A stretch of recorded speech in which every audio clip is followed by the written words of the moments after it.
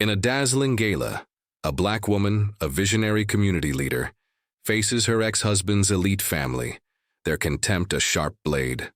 The matriarch, the CEO in a green gown, points with venom, sneering. "Don't embarrass yourself or us," a cousin jabs, "here for valet," while a guest mutters, "Diversity hire?" Her silence a deeper cut. Branded a community partner, she's shunted to a table by the kitchen. Her heritage mocked, her achievements buried. Years of being dismissed as not business material, sidelined for her roots, ignite her fire. But as her estranged husband steps in to shield her, what secrets does she hold? Will their arrogance crumble?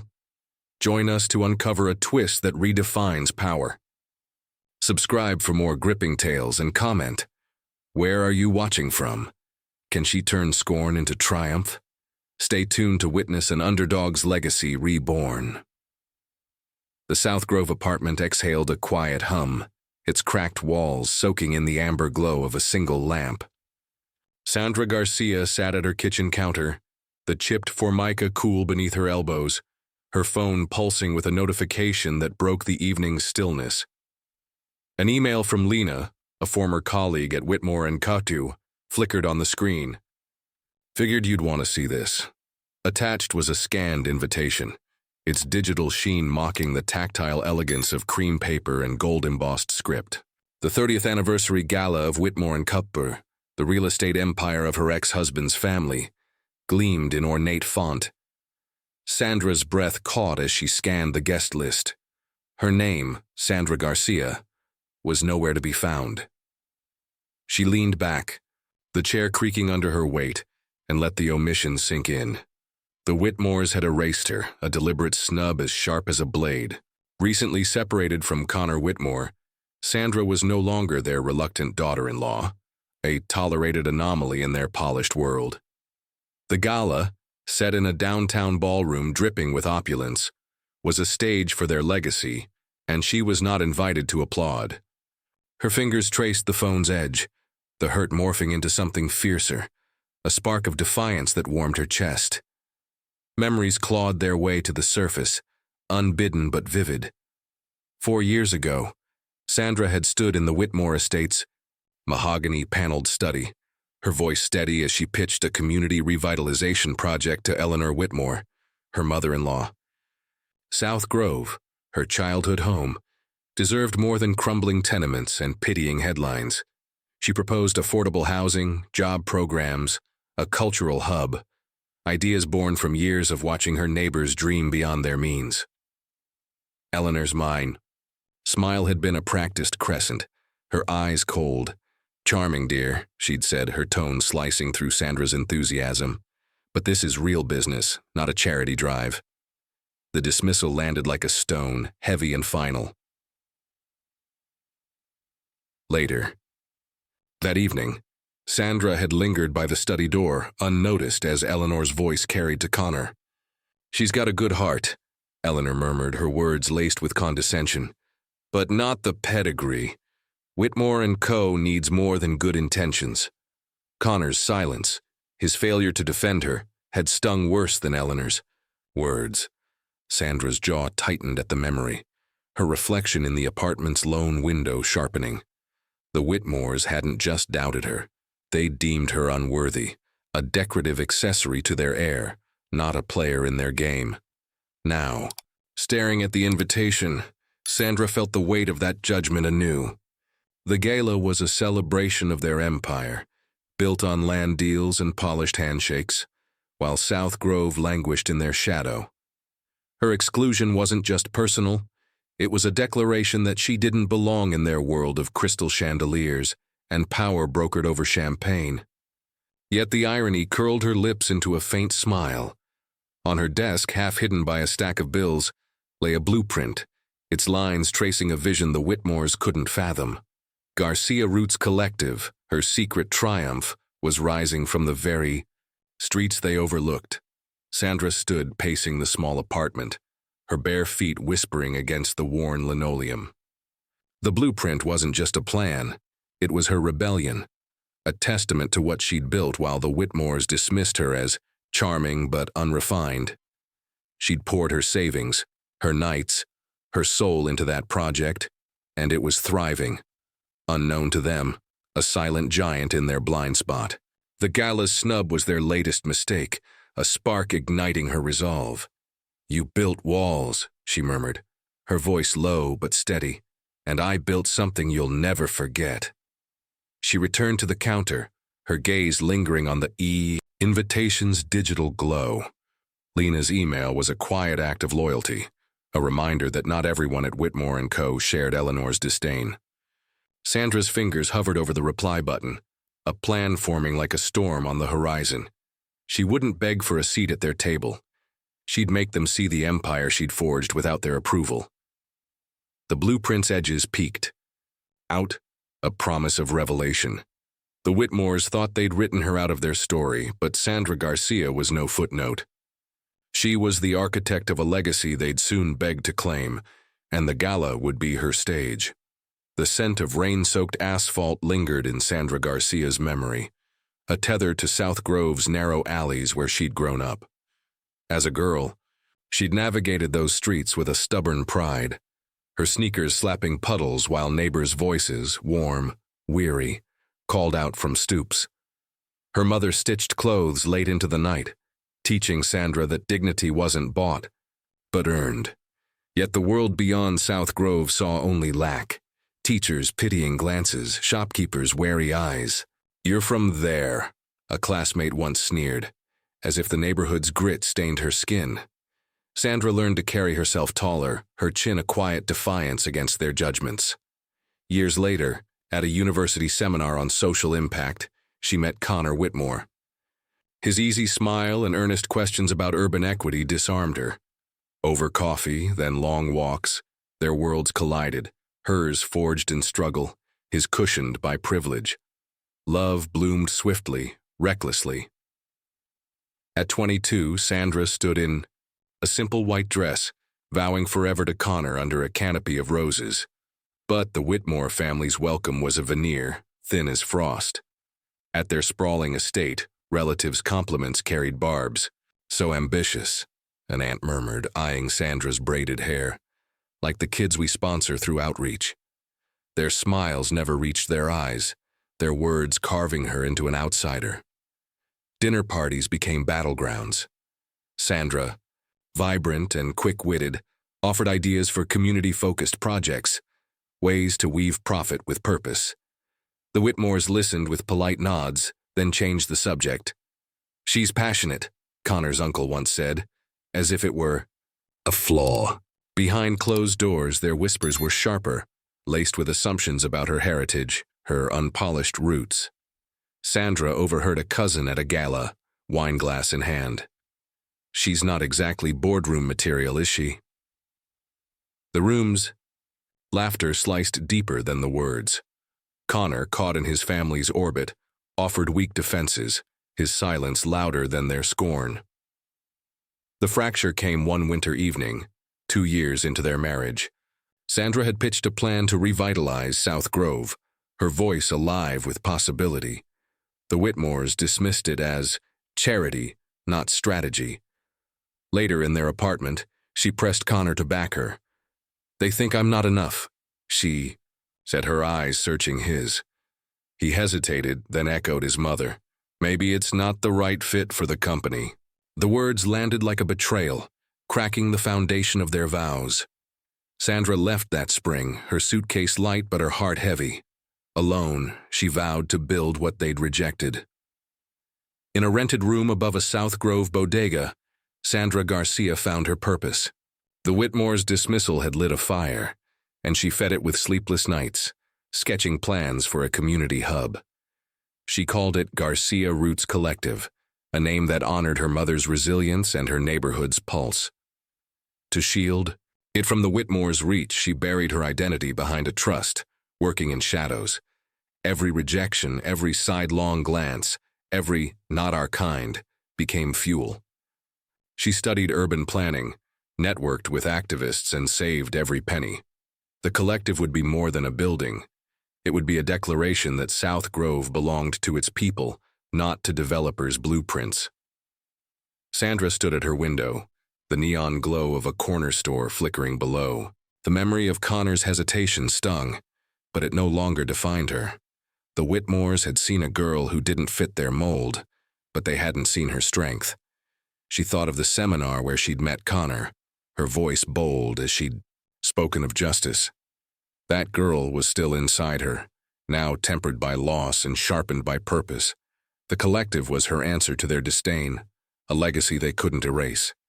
As rain tapped the glass, Sandra traced a finger along the window, imagining the streets below transformed.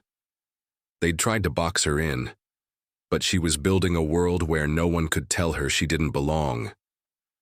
The South Grove warehouse loomed like a forgotten giant, its rusted beams and shattered windows a testament to neglect. Sandra Garcia stood before it, her breath visible in the dawn chill, a crumpled deed clutched in her hand. She'd bought the property with every cent of her savings, a gamble that felt like defiance. The Whitmores, with their marble-floored boardrooms, would have scoffed at this decaying husk, but Sandra saw a heartbeat beneath the grime, a chance to reshape her neighborhood's story. This was the birthplace of Garcia Roots Collective, her vision for a community hub that would stitch South Grove's wounds with hope. By day, Sandra worked odd jobs, tutoring, waitressing, her nights consumed by study. In her cramped room, lit by a flickering bulb, she pored over zoning laws, real estate contracts, and crowdfunding platforms. Textbooks on urban development lay dog-eared beside her bed, their margins scrawled with notes. She taught herself to navigate the city hall's labyrinth, charming clerks and outsmarting bureaucrats. Fundraising was harder. Every pitch a battle to convince strangers that South Grove deserved more than pity. Sandra's voice, steady and fierce, won them over. Her story of a neighborhood rising from its ashes, pulling dollars from skeptical wallets. The warehouse's transformation began in earnest 6 months later. Sandra, in borrowed overalls, joined volunteers to clear debris, her hands blistered but her spirit alight. Locals, skeptical at first, trickled in. Retirees, single, mothers, teens with wary eyes. She trained them, turning ex-convicts into carpenters, high schoolers into muralists. "This is ours," she'd say, her words a spark that kindled pride. The collective took shape, a community center with job training rooms, a daycare, and a performance space for poets and drummers. Sandra's blueprint, once a dream scratched on napkins, became walls and windows, each brick a rebuttal to the Whitmores' dismissal. On opening day, South Grove buzzed with life. Children darted through the crowd, their laughter echoing off fresh paint. Sandra stood at the entrance, her braids catching the sunlight, as a girl no older than 7 tugged her sleeve. "Are you the boss?" the child asked, eyes wide. "You got hair like my auntie." Sandra knelt, her smile soft. "I'm the boss, and this place is for you." The girl grinned, running to join a dance circle. Across the lot, a mural rose on the warehouse's flank, its bold letters proclaiming, "We belong here." Elders nodded approval, their faces etched with stories of struggle, while teens snapped photos claiming the space as their own. Sandra's chest swelled, but caution lingered. To shield her work from the Whitmores' influence, she'd hidden her ownership behind a trust, her name absent from public records. The collective wasn't just her triumph, it was South Grove's, and she'd protect it at all costs. She moved through the crowd, shaking hands, listening to dreams, a grandmother wanting computer classes, a father seeking welding skills. Each voice fueled her, a reminder of why she'd bet everything on this place. The Whitmores built towers to touch the sky. Sandra built a foundation to lift her people. As dusk settled, she climbed a makeshift stage, the microphone heavy in her hand. "This isn't just a building," she told the sea of faces, her voice carrying over the hum of celebration. "It's proof we're enough." Cheers erupted, a tide of sound that drowned out the memory of boardroom snubs. Sandra's gaze lingered on the mural, its colors vivid against the fading light. She'd turned a ruin into a beacon, not for glory, but for belonging. The collective was her answer to every door slammed in her face, every whisper that she'd never measure up. Standing there, Surrounded by her community, Sandra Garcia felt the weight of her journey. Each sacrifice, each sleepless night, forged something unbreakable. This was only the beginning, a first step toward a legacy that would outshine the empires that tried to erase her. The South Grove air carried a restless edge, as if the streets sensed the storm brewing. Sandra Garcia sat at her desk, the glow of her laptop casting shadows across the blueprint-strewn room. A notification pinged, sharp and insistent, pulling her from thoughts of the collective's next phase. An email from an anonymous source, likely. Lena, her ally at Whitmore & Co., held a leaked report, its title cold. South Grove Redevelopment Strategy. Sandra's pulse quickened as she opened it, the words slicing through her calm. Whitmore & Co., her ex-husband's family empire, planned to sweep her neighborhood into a glossy vision of luxury condos and boutique cafes, erasing its soul for profit. The report's assessment of the collective's land was a gut punch. Current. Owner, unknown. Likely non-profit-backed idealist, weak leverage. Sandra leaned back, her chair groaning, a bitter laugh escaping her lips. The Whitmores, with their boardroom arrogance, hadn't bothered to dig deeper. The deed to the collective's property, hidden behind a trust, bore her name. Sandra Garcia, the woman they'd dismissed as a dreamer unfit for their world. Her fingers tightened around a pen, the audacity of their plan igniting a fire in her chest. They thought South Grove was theirs to claim, a blank canvas for their wealth. They didn't know she'd already painted it with her people's dreams. Another email arrived, this one a mistake, sent by Eleanor Whitmore's assistant. The subject line was blunt. South Grove Acquisition. The message meant for an internal, team read, push hard. No one serious runs that place. Sandra's eyes narrowed, the words a spark to her resolve. Eleanor, with her pearl-clad disdain, had underestimated her again, assuming the collective was a fragile charity, not a fortress built by Sandra's hands. The error was a gift, a crack in the Whitmore's armor. She saved the email, her mind racing with possibilities. The Gala, their self-congratulatory spectacle, was no longer just a snub. It was her stage. Sandra rose, pacing the room, her reflection flickering in a cracked mirror. The report's cold language echoed the Whitmores' past judgments, their belief that she lacked the pedigree to challenge them. But she'd outmaneuvered skeptics before, turning a crumbling warehouse into a beacon. Now they wanted her land, her legacy, without knowing it was hers. The irony curled her lips into a steely smile. She'd let them walk into their trap, their arrogance blinding them until she chose to open their eyes. She opened her phone, drafting a message to Lena. "Can you get me into the Gala?" No questions. Lena's loyalty was a quiet rebellion against the Whitmore's empire, and Sandra trusted her to deliver. The plan took shape, sharp and deliberate. She'd attend, not as a scorned ex-daughter-in-law, but as the architect of South Grove's future. On her laptop, she began compiling evidence. The deed, the collective's blueprints, impact reports showing jobs created, families housed. Each document was a brick in the case she'd build, a revelation to shatter the Gala's polished facade. Sandra's gaze fell to the blueprint on her desk, its lines a map of her defiance. The collective wasn't just a building, it was a promise, one that the Whitmores threatened with their greed. She thought of the mural outside, its bold claim, "We belong here," and the faces of those who'd built it with her, the grandmother learning to code, the teen sketching dreams on canvas. They deserved more than to be pawns in a gentrification scheme. Sandra's resolve hardened, her heart a drumbeat of purpose. As midnight cloaked South Grove, Sandra stood at her window, the city's pulse thrumming below. The Whitmores saw her neighborhood as a conquest, but they didn't know its true owner was plotting their reckoning. The Gala loomed, a battlefield of crystal and ego, where she'd unveil the truth. They'd tried to erase her, but Sandra Garcia was no ghost.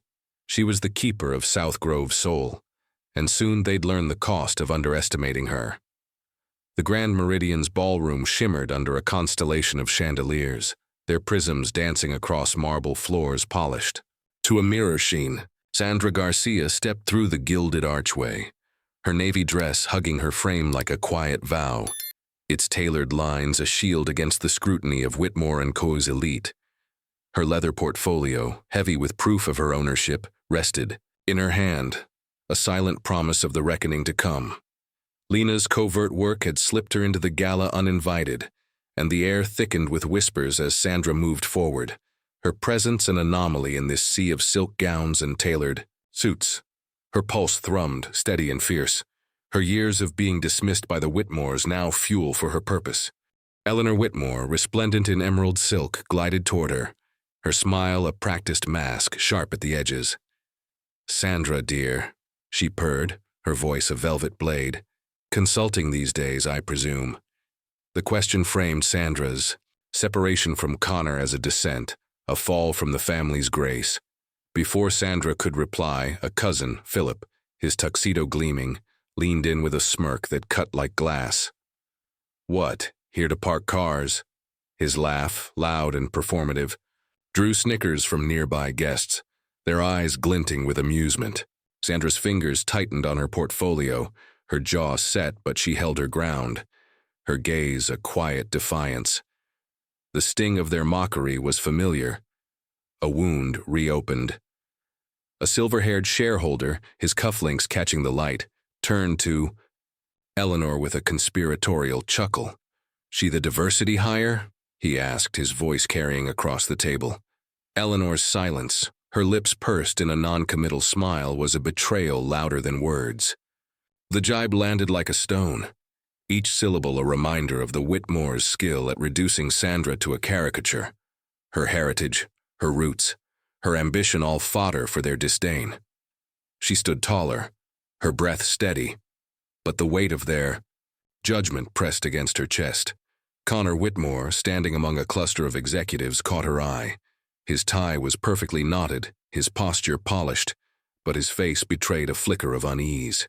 For years, he'd let his family's scorn slide, his silence a wound as deep as their words. Tonight something shifted. As Philip's laughter lingered, Connor stepped forward, his voice cutting through the hum. "That's enough, Philip," he said, his tone low but unyielding. "Sandra's a guest, same as you. Show some respect." The room stilled, heads swiveling. Eleanor's brow arched, her composure fracturing. Philip's smirk faltered, his retort dying unspoken. Sandra met Connor's gaze, surprise mingling with caution. His defense was a spark, unexpected and fragile, but it shifted the air, a crack in the Whitmores' united front. An usher approached, his expression blank, pinning a name tag to Sandra's dress, community partner. The title was a deliberate slight, a label to keep her on the fringes. "This way," he said, guiding her past opulent tables draped in velvet to a corner near the kitchen, where the clatter of pots drowned out the string quartet's melody. Sandra sat among local activists and minor donors, their warm nods a small comfort, but the placement burned. The tag felt like a chain, the table a stage for her exclusion. Across the ballroom, Eleanor regained her charm, laughing with a senator, while Philip toasted with renewed bravado, though his eyes flicked nervously to Connor. Connor himself lingered near a column, his gaze darting to Sandra's table, his earlier words a tether she hadn't expected. Sandra catalogued the slights, servers bypassing her table with trays of canapes, guests whispering behind jeweled hands, the shareholders smirk as he passed. Each act was a thread in the Whitmores' tapestry of erasure, woven to keep her invisible. Yet a black server, her apron crisp, paused beside Sandra, slipping a folded napkin next to her glass. Unfolded, it read, "We know who you are, thank you." The server's glance, brief but warm, was a lifeline, a reminder that South Grove's pride had reached even this gilded cage. Sandra tucked the note into her portfolio, gratitude steadying her resolve. Connor's stand had pierced the room's hostility, but the Whitmores' world still sought to diminish her. The MC's voice rose, outlining the evening's program. Lena had secured a slot for a community voice, Sandra's cue to strike. Her fingers brushed the portfolio, her plan a flame ready to ignite.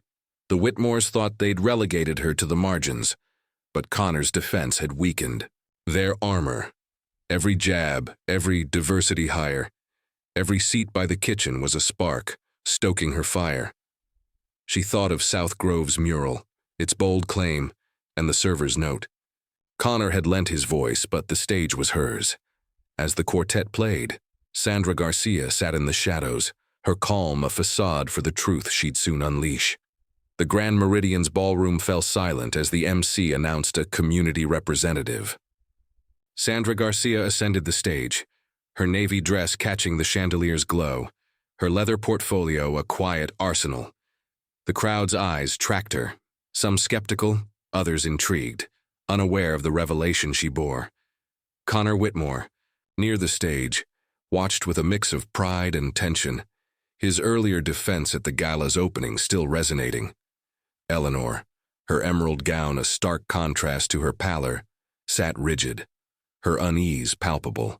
Sandra's heartbeat was steady, her moment a blade sharpened by years of dismissal. She set her portfolio on the podium, her voice ringing clear. "Tonight, I speak for South Grove, a place you've marked for your profit." The screen behind. Her blazed Lena's preparation flawless. The deed to the collective's property, Sandra Garcia in bold ink. Gasps rippled, wine glasses pausing mid-sip. Blueprints followed. The Garcia Roots Collective's hub a vibrant rebuke to Whitmore & Co.'s sterile condo plans. The final slide shown, the collective's tree root logo, with "We Belong Here" in knee. Defiant script. "You tried to buy what I've built," Sandra declared, her gaze sweeping from Eleanor to Connor. "While you chase power, I've forged a legacy." The room froze, a gallery of stunned faces. Connor stepped closer, his nod subtle but firm, his earlier stand now a cornerstone of her triumph. "South Grove is my home," Sandra continued, her words a honed edge. "Hundreds of jobs, homes, dreams you dismissed as weak leverage. Photos flashed, children painting murals, elders teaching trades, a community thriving under her vision. You misjudged the owner," she said, quoting their report. "I hold the deed." Eleanor's flute slipped, her face ashen as she rose, her exit a flurry of emerald silk, heels clicking in retreat.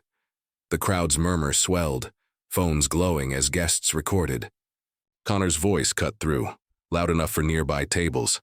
"She's telling the truth," he said, his tone resolute. "I've seen her work. It's real." Donors nodded, their respect shifting. Sandra's chest tightened, his support amplifying her voice without stealing her spotlight. She pressed on, unwavering. "This isn't about vengeance, it's about truth. You thought you could erase me, but I've built what you couldn't see." The screen rolled stats. 200 jobs created, 50 families housed, a cultural hub booked. For years. A senator leaned toward an aide, scribbling notes. The black server near the kitchen, who'd slipped Sandra a note, clapped softly, her smile a beacon. Sandra's resolve surged, South Grove's strength flowing through her. The Whitmores had branded her a community partner to diminish her, but Connor's defense had cracked their facade, and her proof shattered it. "South Grove belongs to its people," she said, her final words a challenge. "Not your portfolios." The MC stammered, trying to reclaim control, but the crowd belonged to Sandra. Activists stood, their applause spreading, joined by donors and even a few executives. Connor met her at the stage's edge, his hand brushing hers, a gesture of solidarity, not possession. "You did it," he murmured, his eyes bright. Sandra nodded, her focus on the room's tide turning. Journalists typed furiously, capturing the moment. The cousin Philip sat silent, his earlier bravado gone, his face flushed. By morning, a guest's video exploded online. She married into the empire, then bought their land. The clip, Sandra's deed glowing, Connor's defense echoing, her poised delivery, trended South Grove a rallying cry. Comments praised her grit, his courage, and their combined stand against arrogance. The Whitmores' silence was drowned by the world's roar. Sandra Garcia, once their outcast, stood as South Grove's architect, her truth a seismic shift, amplified by an ally she hadn't expected. South Grove glowed under a late afternoon sun, its streets alive with laughter and the tang of fresh paint. Sandra Garcia stood before the Garcia Roots Collective, her silhouette framed by a new mural, raised fists soaring, vivid against the building's flank. The words, "Power grows where roots are honored," curled beneath, a creed painted by children whose hands were streaked with color. Sandra's heart thrummed, the Gala's triumph now a spark for her community's ascent, Connor's unexpected defense a quiet undercurrent lifting her victory. In the days following her reveal, Sandra acted with precision, not spite. She sent Whitmore & Co.'s a proposal, a partnership to develop South Grove, with the collective holding majority control to protect local homes and jobs. Connor's stand at the Gala had softened their board, his words lending weight to her proof. They agreed to negotiate, their pragmatism no match for her evidence. Sandra met Connor at a quiet cafe, his eyes carrying a weight of regret. "I should have stood by you years ago," he said, voice raw. She studied him, her reply measured. "You stood up when it mattered. That's a start." Their marriage was ash, but his alliance was a bridge, not to romance, but to a shared hope. For South Grove's future, Eleanor's fall was swift. Shareholders, stung by the viral clip of Sandra's speech and Connor's backing, demanded accountability. Eleanor, once the polished face of corporate social responsibility, was quietly ousted, her misjudgment a stain on her legacy. Lena's email confirmed it, a cheeky emoji attached. Sandra felt no thrill. Eleanor's exit was a byproduct, not her aim. Her focus was the collective, its doors open to welders, poets, and dreamers reclaiming their place. The mural's unveiling drew a vibrant crowd, neighbors spilling across the lot, drums pulsing. Sandra took a wooden platform, her voice soaring. "This is our home," she said, gesturing to the painted fists. "We don't just endure, we shape tomorrow." An elder, her silver hair catching the light, handed Sandra a letter, her hands steady. Sandra read aloud, her throat tight. "You gave us our name back." Cheers erupted, a girl with paint-smudged braids high-fiving her, a mirror of Sandra's younger self. The moment was a spark, igniting pride across South Grove. Later, on the collective's roof, twilight draped South Grove in soft hues. Sandra gazed at the bodega's neon, the park's swaying trees, the city's skyline a distant hum. Connor's defense had cracked the Whitmore's wall, but her work, her people, built the future. The letter's words echoed, "Our name." That was her power, not the board's humbled nods, but this community claiming its voice. She thought of the girl who'd walked these streets, dreaming beyond judgment. That girl had forged this not to best the Whitmores, but to prove her roots unbreakable. Stars pierced the sky, and Sandra whispered, "They kept me out, but I own the floor beneath." South Grove shone, its strength her legacy, eternal and unyielding. What a journey we've shared with Sandra Garcia, turning dismissal into a legacy that reshaped South Grove. Her story of resilience and restoration leaves us with so much to ponder. How do you rise above being underestimated? What does power mean to you? Drop your thoughts in the comments. We'd love to hear how this tale resonated with you and where you're listening from. Your voices make these stories come alive. A heartfelt thank you for joining us today. Your support fuels our passion for storytelling. If you love this, hit that subscribe button to catch our next adventure, where more unsung heroes await. Let's keep the conversation going and meet again soon for another story that sparks the soul. Until then, keep building your legacy, wherever your roots lie. See you next time.